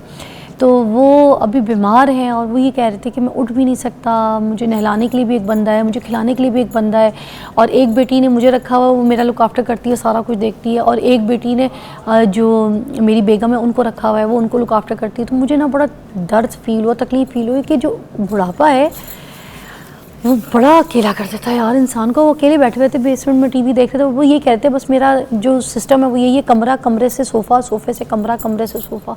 बहुत मुश्किल से डॉक्टर पे चला गया तो चला गया, वरना मेरे नाखून काटने के लिए भी लोग मेरे घर पे आते हैं, उधर ही बैठ के काटते हैं, चले जाते हैं। तो मैं कह रही थी कि यार ये वक्त आना तो सबके ऊपर है ना, मगर ये जो अकेलापन है ना, ये बहुत गलत है। अकेलापन नहीं होना चाहिए इंसान को। मेरे पास हसन आबिद जो हैं वो मौजूद है, माहिर नफ्सियात हैं। आज आप बताएंगे हमें कि ये जो नफ्सियाती इम्पैक्ट हैं वो क्या होते हैं ऐसे इस ओल्ड एज के लोगों के ऊपर, कि जिन्होंने इतनी बिजी लाइफ गुजारी होती है, इस बुढ़ापे में अकेले। Thank you very much for inviting me over. Fiza, ये इसका ताल्लुक बुढ़ापे से ही नहीं है, बल्कि अगर आप एक जवान शख्स को भी अलग कर दें उसके अहलो या हाल से, और जिनके लिए वो सारी एफ़र्ट्स करता है, तो वो भी इस सिचुएशन को फेस कर सकता है। आप बहुत सारे ऐसे लोग देखेंगे जो बाहर नौकरी करने जाते हैं और उनकी फैमिलीज़ यहाँ पे होती हैं, तो for a very long time वो कमाते हैं और पैसे भेजते हैं, और यही उनकी रूटीन रहती है। बहुत सारे लोग जो गल्फ़ कंट्रीज़ में छोटी जॉब्स पे जाते हैं या जैसे लेबर वीज़ाज़ पे जाते हैं, वो लोग बहुत सालों तक यही करते रहते हैं। Eventually when they come back after 10 years और 15 और 20, तो उन्हें लगता है कि हम जो एक मनी मेकिंग मशीन थे तो हमें वहीं पे रहना चाहिए था, यहाँ पे जैसे ही हमने कमाना बंद किया तो हमारे साथ वो वैसा सलूक नहीं हो रहा। इवेंचुअली अगर आप इस पूरी सिचुएशन को देखें तो आपको बहुत सारे पहलू नज़र आएंगे। एक पहलू तो ये है कि इंसान जब ये कमा रहा होता है और जब अपनी लाइफ के बहुत पीक ईयर्स में होता है, तो वो ये एक्सपेक्ट कर रहा होता है कि जैसा वो लोगों के साथ बिहेव करेगा वैसे ही लोग उसके साथ बिहेव करेंगे, और लोगों में ख़ास तौर पे उनके बच्चे हैं। और जब उसको वैसा रिस्पांस नहीं मिलता लेटर एज के अंदर तो वो डिसहार्ट हो जाते हैं। और फिर हमारा माहौल इस तरह का है कि हम एक बुढ़ापे में जाने वाले शख्स को रिटायरमेंट की तरफ ले जाते हैं। गवर्नमेंट भी 60 ईयर्स में रिटायर कर देती है। ऑन दी अदर हैंड अगर आप देखें वेल डेवलप्ड कंट्रीज जैसे यूएस है, वहाँ पे 70s के बाद जाके लोग प्रेसिडेंट बन रहे होते हैं। वहाँ पे कोई ऐसी रिटायरमेंट की एज इतनी करीब नहीं है। अब अभी गवर्नमेंट कंसिडर कर रही है कि इनको, क्योंकि ये 60 ईयर्स से ज़्यादा हमारा एज स्पैन हो गया पाकिस्तान में भी, तो हम इसको 66 कर दें या 70 कर दें, ताकि ये लोग एक्टिव रहें सोसाइटी के अंदर, इनका रोल एक्टिव रहे। और जितना इंसान एक्टिव रहता है, जितना इंसान अपने आप को फंक्शनल रखता है, ये वर्ड बड़ा इंपॉर्टेंट है। आपको डिप्रेशन या एंजाइटी के माहौल से गुजरना पड़े, लेकिन अगर आप फंक्शनल हैं तो आप सर्वाइव करते रहते हैं, जैसे आप हैं। ये देखें, मैं जब बाहर जाती हूँ मुल्क से तो मैं देखती हूँ वहाँ पे जो गोरियाँ हैं ओल्ड एज की होती हैं, 80-90 की होती हैं, काम कर रही होती आपको पता है उधर की एजेस भी थोड़ी सी ज़्यादा है, काम कर रही हैं यार। ग्रोसरी स्टोर में इतना हैवी कार्टन उठाया हुआ होता है, उन्होंने ट्रॉलियाँ खींच के लेके जा रही हैं, ट्रॉलियाँ, ठीक है, नानी दादियाँ पोतरे वाली होती हैं तो बच्चों की ट्रॉलियाँ खींच रही हैं, ट्रॉलियाँ लेके आ रही हैं, पोतरों को लेकर आई हैं, संभाल रही हैं, गार्डन में बच्चों को खिला रही हैं, पार्कों में लेके जा रही हैं, साइकिल भी चला रही हैं। बिल्कुल। तो हमारे यहाँ पे हम तो बिल्कुल बिस्तर को लगवा देते हैं, सिलेंडर तक लग जाता है उनको, 40 साल की उम्र में, 50 साल की उम्र में उनको बिस्तर पे लेटाते हैं, और 60 साल में तो सिलेंडर मस्त है, घर में एक सिलेंडर, एक नर्स भी रखनी पड़ जाती है। और एक के साथ 3-3, 4-4 प्रॉब्लम्स होती हैं, डायबिटीज, ब्लड प्रेशर, हार्ट का मसला, सब हो जाता है। सारी बीमारियां एक ही बंदे को हो जाती हैं। एक्चुअली होता ये है कि मुझे ऐसा लगता है, मेरी जो ऑब्जर्वेशन है वो ये है कि देखें, इंसान खुद इसका जिम्मेदार है। आप सारी ज़िंदगी कमाते हैं, अपने बच्चों को बड़ा करते हैं, आप उनको सिखाते हैं कि ज़िंदगी कैसे गुजारनी है, बड़ा करते हैं, चलने से लेकर हर चीज़ सिखाते हैं। फिर एक एज में, सर्टन एज में जाके आप सब कुछ छोड़ देते हैं और आप रिलाई करना शुरू कर देते हैं उनके पैसों पे या उनके ऊपर।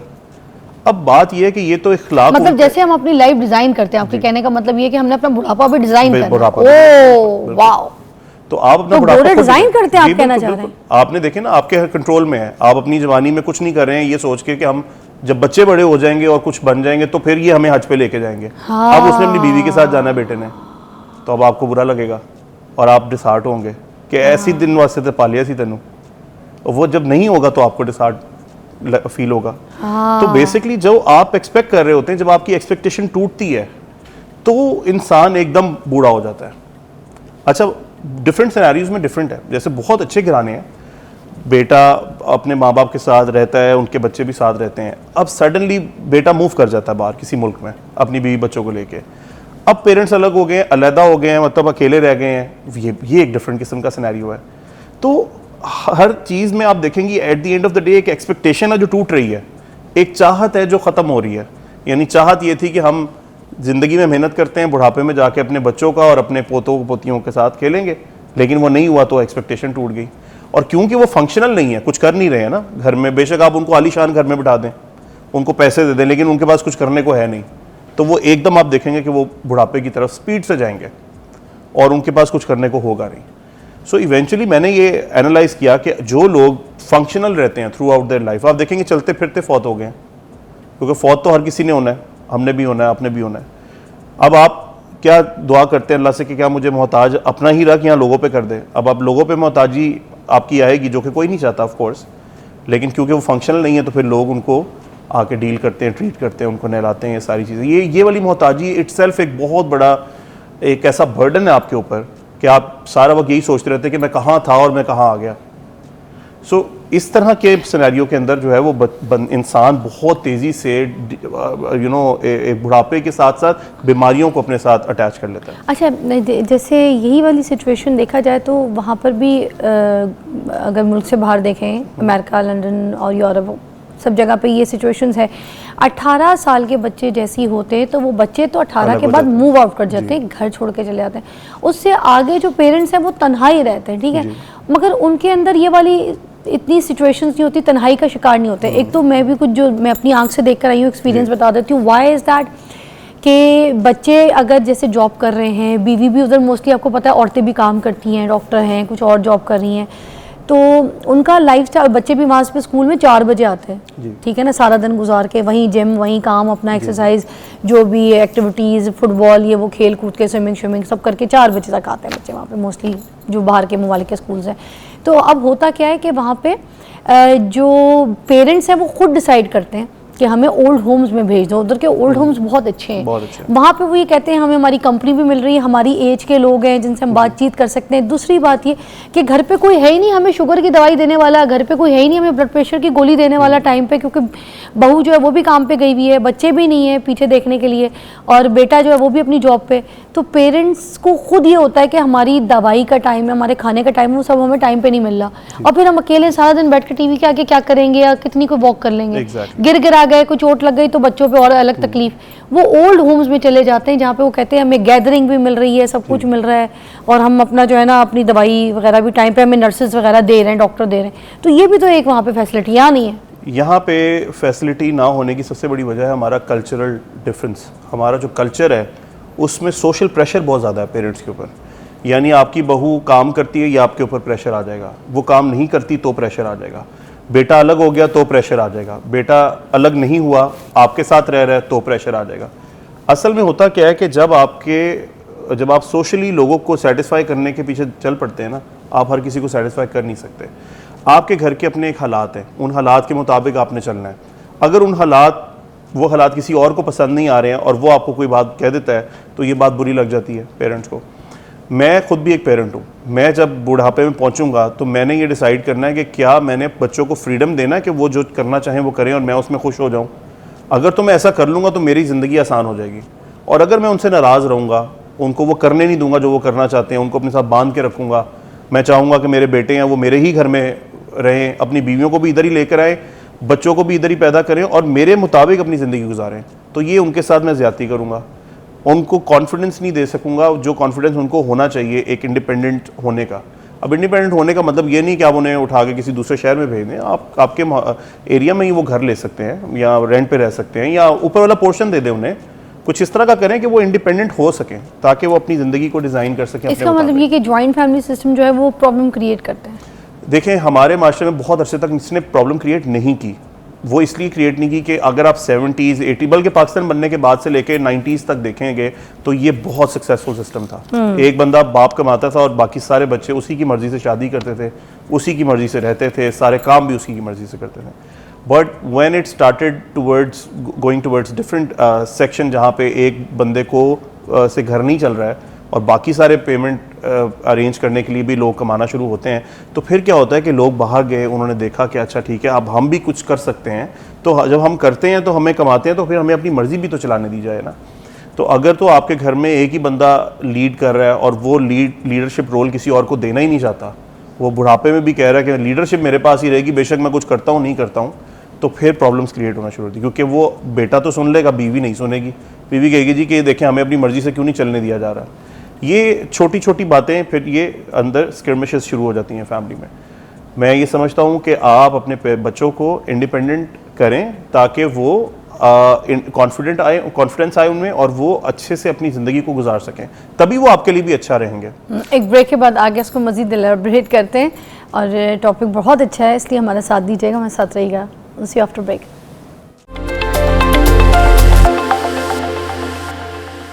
हाँ, देखिए कितनी इंपॉर्टेंट कुछ बातें बता रहे थे, ये भी सुने आप। हाँ जी, बाहर क्या होता है बताइए।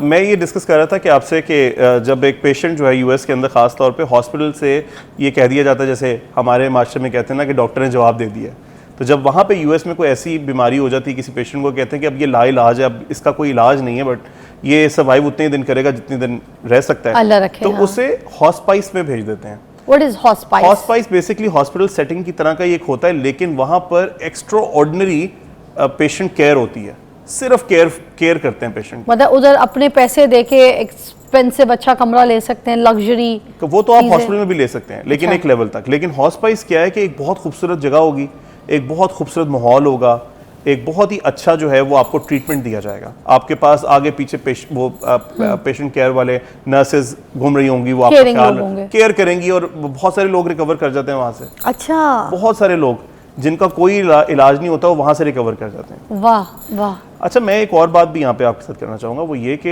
ये जो मैंने सारी बातें की, इससे बिल्कुल भी मैं ये बरी ज़िम्मा नहीं कर रहा हूँ बच्चों को कि भाई आपको पेरेंट्स की तरफ से इंडिपेंडेंस मिलनी चाहिए। पता चले कि मेरे इस बात करने के बाद फ़ौरन जो है वो सारे लोग इस चीज़ से रिलेट करना शुरू कर दें कि जी पेरेंट्स को तो इसने बिल्कुल ही फारिग करा दिया। नहीं, हमारे इस्लाम ने तो ये देखिए अल्लाह ताला ने सिखाया। कुरान में क्या कहा है? हाँ। अल्लाह ताला कुरान में बनी इसराइल, जो सूरह बनी इसराइल है, उसमें फरमाते हैं कि अगर तुम्हारे एक वालिदैन या दोनों में से कोई भी एक बुढ़ापे की उम्र को पहुंच जाए तो उनके सामने उफ ना करो, बिल्कुल, और उनके साथ नरमी से पेश आओ। और फिर साथ ही एक और आयत है कि उनके सामने खाकसारी और कंधे झुका के खड़े रहो। अरे वाह। और उनके लिए दुआ करो कि जैसे इन्होंने मुझे पाला इसी तरह इनके साथ भी रहम किया जाए। और फिर दुआ बताई अल्लाह ताला ने कि अपने वालिदैन के लिए दुआ करें, और हुक्म दिया, चॉइस नहीं दी। अल्लाह ताला ने कहा कि हमने इंसानों को हुक्म दिया कि वो अपने माँ बाप के साथ नरमी से पेश आएँ। ये हुक्म दिया हुआ, ये चॉइस नहीं है आपके पास। हमारे मज़हब के पास यही तो देखें बड़ी खूबसूरती है कि हमें अल्लाह ताला ने जो हमारा मज़हब दिया है, दीन के साथ अगर हम अपने बच्चे को जोड़ देते हैं ना, तो उसकी तरबियत तो खुद ही हो जाती है कि उसने अपने माँ बाप की किस तरह से इज्जत करनी है, किस तरह से प्यार करना है, किस तरह से ख्याल करना है। आप शुक्र करना सिखा दें फिर बच्चे को, अल्लाह का शुक्र अदा करना सिखाएंगे ना, उसे खुद ही पता चल जाएगा कि देखिए अल्लाह ने तो दिया मुझे, लेकिन मेरे पेरेंट्स ने मेरे लिए क्या किया। तो मैं जब भी कभी कुरान की कोई आयत पढ़ता हूँ और जिसमें ख़ास तौर पे इस तरह का जिक्र हो, मैं फ़ौरन रिलेट करता हूँ कि देखिए मेरे पेरेंट्स ने कितनी मुश्किल से मुझे पाला है, और अब इनका वो टाइम है जिस टाइम में मैं इनके साथ सुलह रहमी से पेश आऊँ और इनके लिए वो चीज़ें आसान करूँ जो ये अपनी ज़िंदगी में नहीं कर सके। हालांकि वो मेरे से मांगते नहीं हैं, लेकिन कुछ पेरेंट्स हैं वो मांगते भी हैं, उनकी डिमांड होती भी है। जैसे माओं का ख़ास तौर पे, अभी आप पिछला सेगमेंट कर रही थी कि वो आपकी गेस्ट ने कहा कि जी वो मदर हैं, वो बेटे को अपने साथ सुला लेती हैं जब वो बाहर से आता है। तो इसके पीछे अगर आप साइकी समझे तो वो क्या है कि माँ ने बड़ी मुश्किल से बेटे को पाल पोस के बड़ा किया, ये सोच के कि जब ये कमाएगा तो ये मेरे लिए कुछ आसानी लेकर आएगा। लेकिन वो शादी कर लेता है, जब वो शादी करता है तो वो सारा केयर और लव उसकी बीवी की तरफ चला जाता है, और वो एक माँ के लिए एक्सेप्टेबल नहीं होता बहुत सारे केसेस में। तो वो फिर कोशिश ये करती है कि टग ऑफ वॉर करके कि किसी तरह कुछ अटेंशन, कुछ लव जो है वो मैं अपनी तरफ खींच लूँ। ये सारा कुछ उसके बीच में हो रहा होता है। साइकी थोड़ी सी डिफरेंट हो जाती है फिर उस माँ की उस वक्त। अगर बेटा इसको हैंडल कर ले अच्छे से, वो खुद से ये चीज़ को एनालाइज कर ले कि अच्छा मेरी माँ का असल में ये मसला है कि मैं थोड़ा टाइम दे दूँ, मेरी माँ खुश हो जाएगी, मैं उसको थोड़ा सा कुछ चीज़ें ले दूँ, थोड़ा सा एक दफ़ा डिनर पे बीवी के बगैर बाहर ले जाऊँ। आप थोड़ी सी ऐसी एफर्ट करके देखेंगे, आप देखेंगे कि आपकी माँ जो है वो खुश हो जाएगी। थोड़ी देर अपनी माँ की टांगे दबा के माँ के साथ लेट जाए, माँ सो जाए, तो उसके बाद अपने कमरे में आके सो जाओ। बिल्कुल बिल्कुल, ये कोई बहुत ज़्यादा नहीं है, बहुत ज़्यादा एफर्ट नहीं करनी पड़ी आपको सिर्फ ये रियलाइज़ करना है कि मेरे माँ बाप मुझे बहुत प्यार करते हैं और वो मेरे से अटेंशन चाहते हैं। और ये जो सारा काम हो रहा होता है घर में, ये सारा अटेंशन सीकिंग, ज़्यादातर अटेंशन सीकिंग के लिए हो रहा होता है। आप अपने पेरेंट्स को वो अटेंशन दे दें जो उन्हें चाहिए। हाँ, ये अल्लाह ताला ने ज़रूर कहा है कि कोई ऐसी बात पे अतात ना करो जिसमें वो मुझे मेरा शरीक ठहराने का कह रहे हों। इसके अलावा तो आपको कोई ऐसी एबनॉर्मल बात वो कह नहीं रहे होंगे। अगर कह भी रहे हैं तो आप बात करके मामले सुलझा दें। तो आपकी बात बचपन से मानते आ रहे हैं तो फिर दोबारा मान लेंगे। जैसे मैंने अपने बच्चों को छोड़ के जाना था बीवी के साथ बाहर टूर करने, 2-3 दफ़ा मनाया, वो नहीं मान रहे थे कि नहीं हम कैसे संभालेंगे, फिर मान गए खुद ही। अच्छा, अब अगर जैसे बेटा है वो मुल्क से बाहर चला गया है, ठीक है, पीछे जो है ना माँ बाप अकेले हैं, भी बच्चों को भी अपने साथ मुल्क से बाहर ले गया है। अब जो माँ बाप हैं तन्हाई का शिकार तो होंगे, अब माँ बाप अकेले, अब वो किस तरीके से डील करेंगे? बेटा किस तरीके से? मैंने देखिए जैसे आपको बताया, सबसे बेहतरीन तरीका पता है क्या है ज़िंदगी गुजारने का? आप सारी ज़िंदगी फंक्शनल रहें। आप ये मत सोचेंगे किसी वक्त पे आप रिटायर हो जाएंगे और आप जो है ना बस आप ये भी ना सोचें कि मेरे पास मैं इतने सोर्स ऑफ फंडिंग जनरेट कर लेता हूँ कि मुझे कुछ ना करना पड़े। आप देखेंगे कि जो लोग ऐसे करते हैं उन लोगों के पास भी बहुत कुछ होता नहीं है करने को, इतना सा पैसा कहाँ पे इस्तेमाल करेंगे?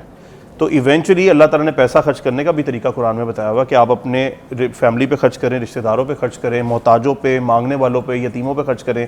लेकिन हम लोग वैसा नहीं करते हैं। जब हम वैसा नहीं करते तो हमारे लिए वो भी एक वबाले जान बन जाता है। तो हम उसको सोच सोच के स्ट्रेस पे जाते हैं कि भाई इतना कुछ अल्लाह ताला ने हमें दे दिया पर औलाद हमें छोड़ गई है।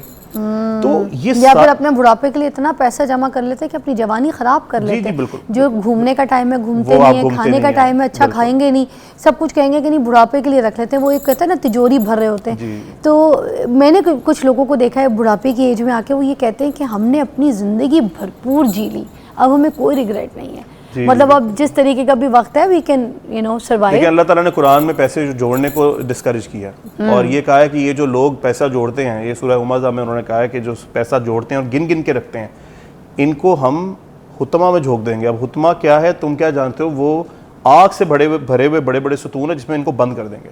तो अल्लाह ताला ने पैसे की रेगुलेशन के ऊपर बहुत एम्फेसिस किया है, लेकिन फजूल खर्ची से भी मना किया है।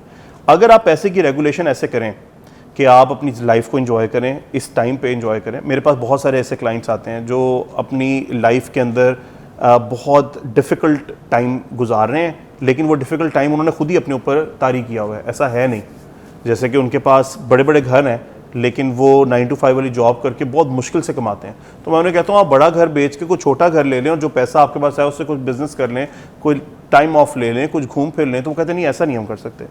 मतलब हमें लगता है कि वो उनका बैकअप प्लान है बेसिकली। पहले सोच के बैठे हैं कि हम किसी दिन फेल होंगे तो ये घर ही हमें बचाएगा, ये घर में से हमें कोई निकाल नहीं सकता है। सो बहुत सारे लोग अपने ऊपर इतना डिफ़िकल्ट टाइम तारी करके बैठे हैं कि उन्हें लगता है कि बस कल कुछ हो जाएगा, ऐसा हमारी जॉब चली जाएगी। और जॉब पेशा तो ख़ास तौर पे, क्योंकि यहाँ पे ज़्यादातर लोग जॉब पेशा हैं, तो उनको सारी चीज़ हर रोज़ यही स्ट्रेस रहता है कि हमारी जॉब आज गई। अब मैं आपको मिसाल देता हूँ, आप बड़ी से बड़ी पाकिस्तान की कंपनी को एनालाइज कर लें आप, मतलब मैं नाम नहीं लेना चाहता हूँ, जितनी बड़ी से बड़ी कंपनीज हैं जो सबसे हाईली पेड हैं, उन सब में जो लोग हैं उनको यही स्ट्रेस है कि आज हमें निकाल ना दिया जाए।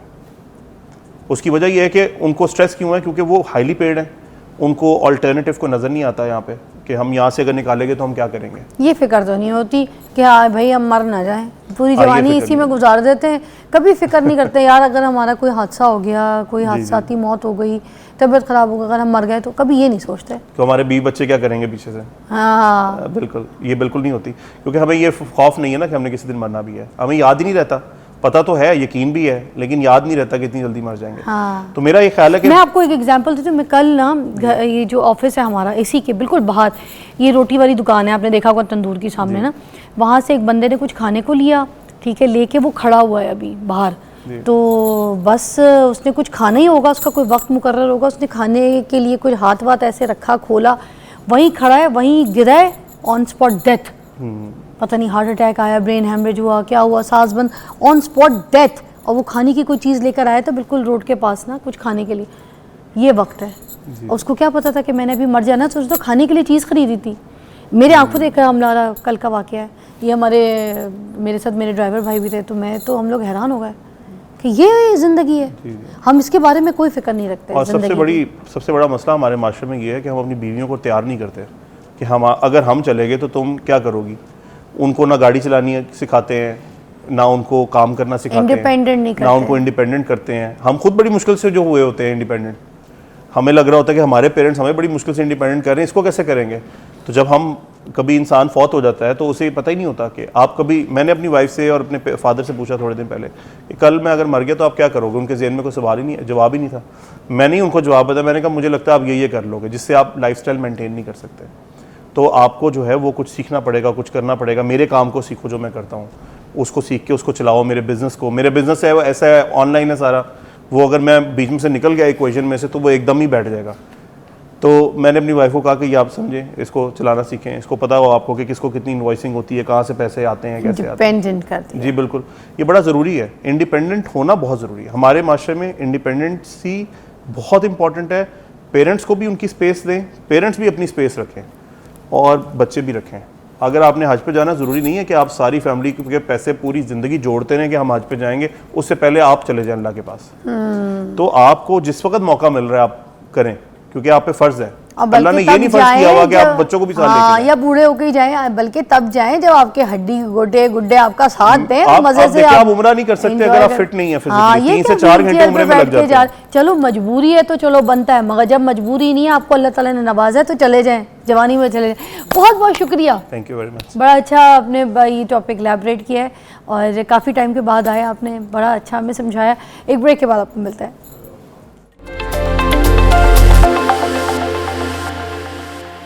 ओह वाह, वेलकम बैक। मैंने चने की दाल, उसके साथ हरी मिर्चें, प्याज, थोड़ा सा अदरक और क्या ज़बरदस्त मैंने रोटी खाई है। तो स्पाइस मेरे मुंह में है, मगर साथ साथ मैं एक ज़बरदस्त पर्सनालिटी से आपको मिलाना चाहूँगी। यहाँ पे एक सिंगर हैं, अरसलान, गिटारिस्ट हैं अरसलान अरशद, बहुत अच्छा गाना गाते हैं, गिटार भी बजाते हैं, टिकटॉक पे बहुत वायरल है, आजकल लोगों को दीवाना बनाया उन्होंने अपनी रील से। और तो और विराट कोहली जो है ना, उन्होंने भी इनकी रील को लाइक किया था। तो आप समझ सकते हैं क्या तोबू ढाबू चीज़ है।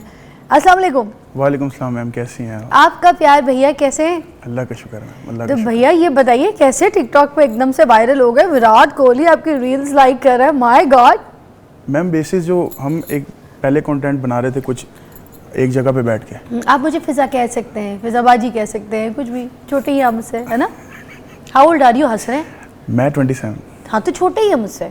अच्छा, हाँ तो मुझे फिजाबाजी कह दें, कोई Okay. बात नहीं, फिजा कह दें, फिजा जी कह दें। फिजा जी ठीक है। हाँ ये क्या मैम, आप मेरे साथ, मेरे को कोई उनसे ऑफिस में जॉब करते हैं, ओके, है ना? अच्छा फिर तो हम कंटेंट इस तरह बना रहे थे, एक जगह बैठ के गा लेते थे, तो वीडियोस ज़्यादा नहीं थे चल रही। हम निकले फिर स्ट्रीट की तरफ, लोगों के पास जाना, उनके साथ बातचीत करना, फिर वीडियोस बनाना, हाँ कुछ स्माइल उनके फेस पे लेना, जो वो स्माइल थे ना वो हमें दिल को लगती थी। फिर हम रैंडमली इसलिए हम तरह तरह जाके जगह पे फिर वीडियोस बनाते थे, गाना गा के। गाना गाकर। तो हमने रैंडम एक जगह वीडियो बनाई, तो वो आई थिंक स्क्रॉल करते हैं या किसी तरीके से भी उनके पास गई, उन्होंने लाइक की, देन उनकी आर्मी फिर यहाँ पे ऐसा आई। कौन सा गाना गाया था जो लाइक की?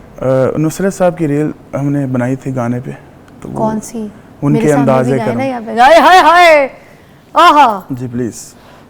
अरे वाह।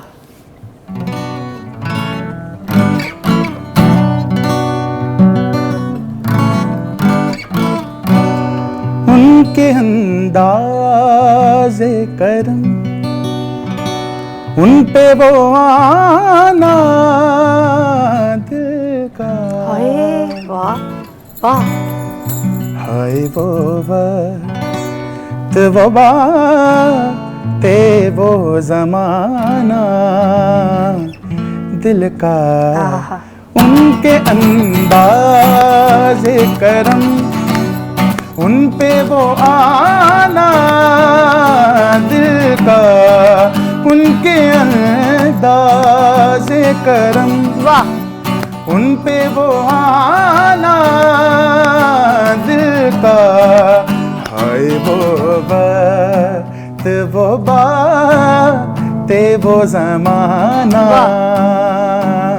दिल का, उनके अंदाज़े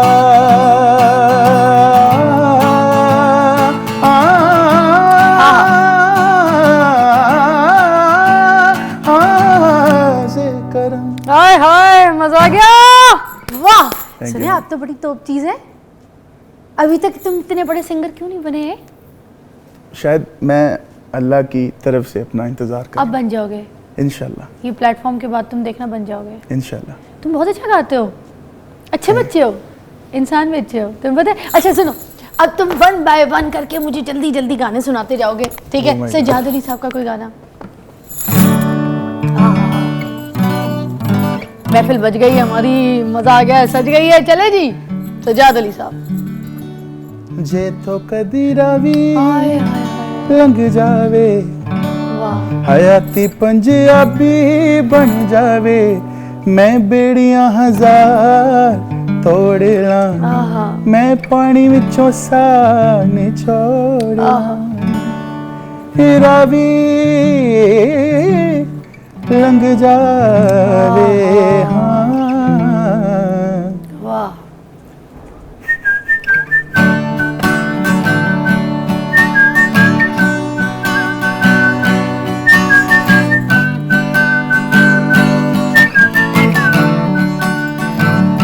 जे थो कदी रावी लंघ जावे, हयाती पंजाबी बन जावे, मैं बेड़ियां हजार तोड़ ला, मैं पानी विचों सा निचोड़ ला, वाह। रावी लंघ जावे हो।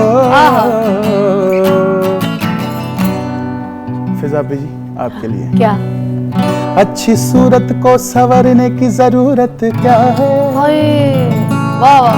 सादगी में भी कयामत की अदा होती है, हाय हाय क्या बात है। तुम जो आ जाते हो मस्जिद में करने नमाज अदा, हाय हाय हाय, तुमको मालूम है कितनों की कज़ा हो, हाय हाय क्या बात है, वाह वाह। ना आहा,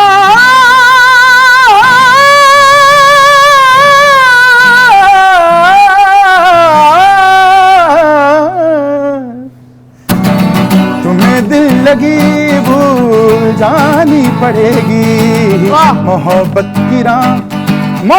की राहों में आकर तो देखो, तुम्हें दिल लगी भूल जानी पड़ेगी। मोहब्बत की राहों में आकर तो देखो। जे करनी ही गल हुंदी किसे होर दी ते आपी तेरे कोल आंदा क्यों? जे मैं सोच रखदा किसे होर दी आपी ते तेरे नाल दिल लांदा क्यों आपी? हाय हाय आपी मैं ते सिर्फ तेरा। सोनी है जे तेरे नाल दगा मैं कमावा, रब कर मैं मर जावा। हाँ नी रब कर मैं मर जावा। दुनिया तो डर के जे तेनू छड़ जावा, नी रब कर मैं मर जावा। हाँ नी रब कर मैं मर जावा। लबने नी तेरे जे चीज़े जहां। रफ्ता रफ्ता वो मेरी हस्ती का सामा हो गए। रफ्ता रफ्ता वो मेरी हस्ती का सामा हो गई। पहले जा फिर जाने जा, फिर जाने जाना हो गए।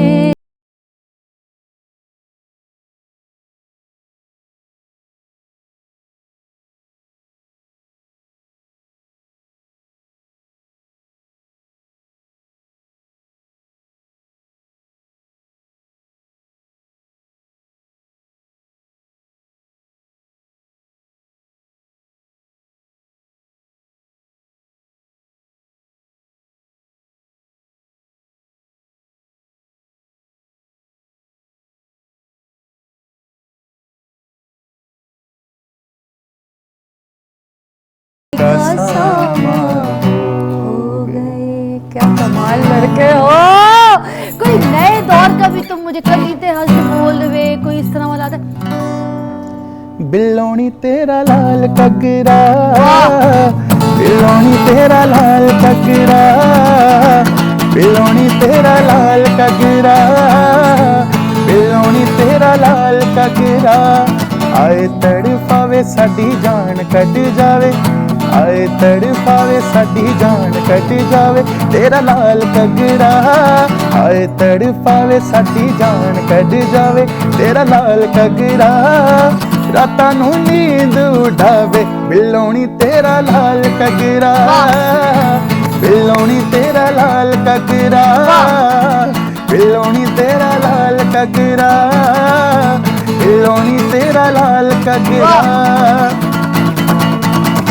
बागां विच खिड़े जिवें फुੱਲ सोहणे लगदे, इंज तेरे कगरे ते फुੱਲ बूटे सजदे। बागां विच खिड़े जिवें फुੱਲ सोहणे लगदे, इंज तेरे कगरे ते फुੱਲ बूटे सजदे। सारियां तू रहिंदा तेरे लंग ते ना बहिंदा तेरा लाल कगरा। दिलों ते छुरियां चलावे बिल्लोनी तेरा लाल कगरा, बिल्लोनी तेरा लाल ये कगरा। हरीम फारूक की फिल्म का भी गाना है। अच्छा जी, पाकिस्तानी फिल्म में ज़बरदस्त और हरीम की फिल्म में बड़ा अच्छा हरीम ने पिक्चराइज किया था, उसके ऊपर पिक्चराइज हुआ था। अच्छा मुझे ये बताइएगा, ये जो गुलाम अली साहब हैं जी वो भी दिलों की धड़कन है, आय हाय हाय। तो उनका भी कोई अगर आप सुना सके गज़ल आप अगर हमें सुना दें गुलाम अली साहब की। आहा,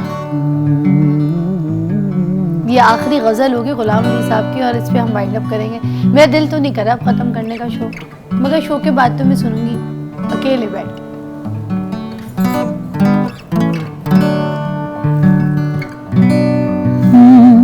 हम तेरे शहर में आए हैं मुसाफिर की तरह।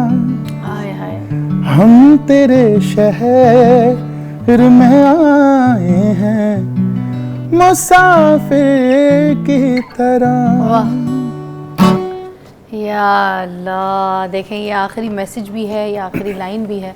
बड़ी खूबसूरत बात है। इसी पे हम अपना शो जो है ख़त्म करते हैं, आप सबसे मुलाकात करेंगे। मगर जाने जाते हैं मैं आपको एक बात बोल दूँ, इनको काम देना, ये जो बच्चे हैं इनके टिकटॉक पे इनके नंबर्स भी लिखे हुए हैं, ऐसे लोगों को क्यों नहीं उठाते? ये कॉन्सर्ट्स जो होते हैं जिसमें हम उन लोगों को सुन रहे होते हैं जो सीडी पे परफॉर्म कर रहे होते हैं, जिनको गाना बजाना कुछ नहीं आता, जो लाइव ऐसे परफॉर्म नहीं कर सकते, ऑडियंस की चॉइस पे गा नहीं सकते, उनको हम क्यों काम देते हैं? यार छोड़ दें ये ग्रुपिंग मोनोपोली, ऐसे बच्चों को काम दें, इन्होंने आगे बढ़ना है, इनका टैलेंट है, ये हमारा यूथ फ्यूचर है। Give them work. Bye bye.